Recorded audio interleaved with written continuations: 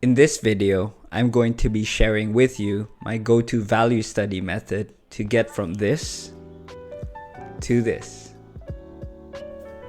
By the end, you'll know how to simplify scenes, plot basic lighting and shadows, and understand exposure fundamentals to prevent muddy values in your paintings. First, let's start off by covering how to find good reference for these studies. I recommend the following guidelines. 1. Strong cast shadows and avoid overcast scenes. 2. Big bold compositions, avoiding scenes with too many details and elements. And 3. Distinct grouping between light and shadow values. Make sure they are not overexposed where the whole image is blown out, or underexposed where the whole image is too dark. You can also look at movie stills and artwork from other artists. These can sometimes be easier to study from as they have been carefully designed and curated. Alright, with that out of the way, let's get to the study. Before we put pen to paper, we'll start off by breaking down the image into simpler shapes first.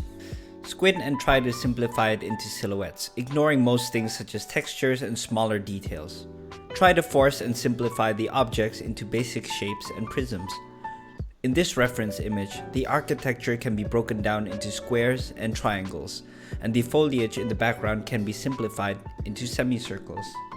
Now that we've identified the basic shapes in the image, we can sketch the line work. If you're concerned about accuracy, you can trace over the image, but remember, maintain the points of simplification and silhouette discussed earlier. Tracing is perfectly acceptable in this study, as the primary goal isn't to test your sketching skills. Before beginning to paint the lighting, determine the lighting direction. You can do this by observing where the shadow falls. The lighting will be coming from the opposite side. The shadow's length also provides clues. A longer shadow typically indicates a lower light source. Don't worry if you don't pinpoint the light source perfectly. Having a rough idea of the direction will do. After determining the light source, draw a sphere with the light hitting it and the resulting shadow. This will serve as a reference throughout your work. We will be starting off with two values, one white and one near black, just so we can still see the black line work above it. Again, squint your eyes to simplify the shapes of the shadows and avoid focusing on minor details. However, keep in mind that not every dark area is a shadow. It could just be a dark color, like the stone wall in the background. Now that we've completed the shadow block out, we can introduce the third value. It seems obvious to use it as a way to expand the value range of the painting, but where we put it will determine where the exposure will be. In photography, exposure is essentially how much light you let your sensors see. Good exposure is when you let just the right amount of light so you can see a good range of colors throughout the photo. When something is underexposed, not enough light is let in and the colors become too dark.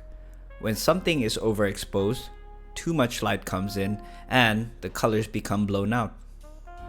With painting, when I refer to the light or shadow being in exposure or having good exposure, it means that there is a larger range of values allocated to it.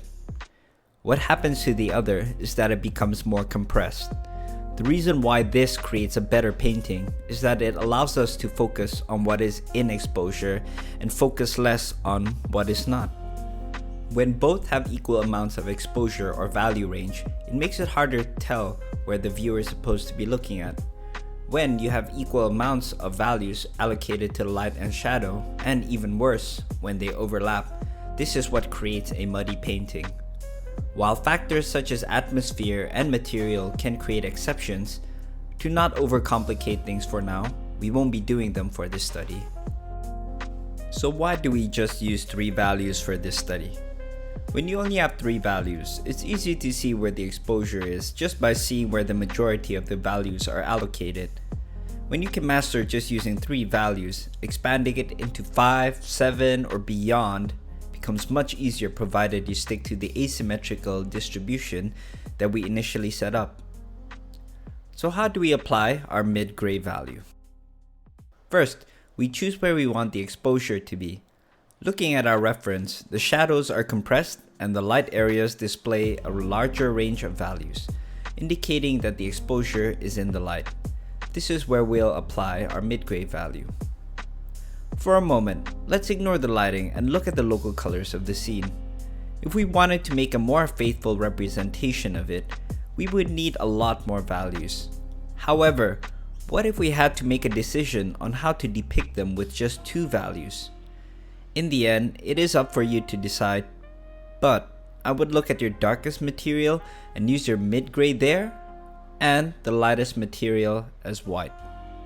Any colors in between will be to your discretion, but consider what will create a nice patterning or contrast. In this case, I want the foliage around the building to be darker so that it frames the building nicely. So here's a quick time lapse of me putting the 3rd value in. If you also want to add in the sky, just take the mid-gray value and add it in as a gradient. And we're done with the first study. Now let's move on to another study where the exposure will be in the shadows.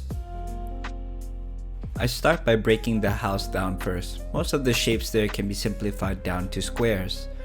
As for the footpath, I decided to simplify it to triangles.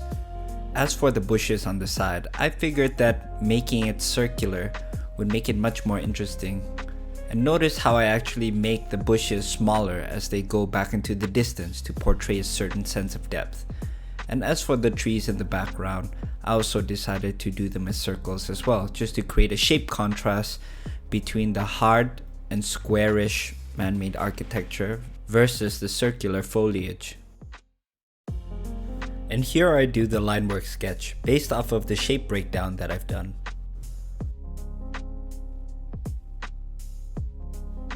Now let's figure out where the lighting is coming from. As you can probably tell from the lighting sphere that I've created on the top, the lighting is coming somewhere from the left. So, similar to the study that we've done previously, we're just going to block out the shadow. As for the exposure in the scene, there's a lot more of a value range in the shadows, and despite the light area being quite vibrant, it is actually quite compressed. So for this study, we're going to be having the exposure in the shadows. With the mid-gray value, I've decided to make the architecture and the footpaths and also the cobblestone walls in the piece a lighter color. This creates a really nice patterning of the architecture and the walls being sandwiched by the foliage that's surrounding them. As finishing touch, I decided to add in some atmosphere in the background and also some foliage and branches in the foreground. And we're done with this study.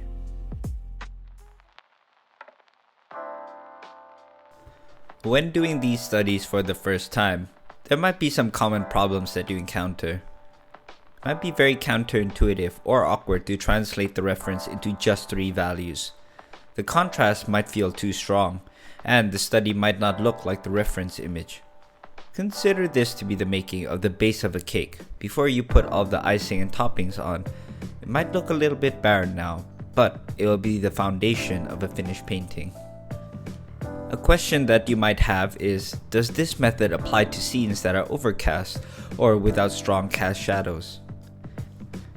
It definitely can, but it becomes a lot more difficult when you are not used to identifying light sources and plotting shadows to play around with subtle value shifts. If you are a beginner, I recommend just sticking to the guidelines I recommend near the start of the video. One thing that you might find when doing these studies is that it lacks ambient occlusion, reflections, and the like that might compromise the accuracy of the reference image. This study focuses more on light and shadow, identifying the exposure, and setting it up in a way to avoid muddy values. As we do more detailed and advanced studies, we will be bringing those back in. However, for now, just trust in the process.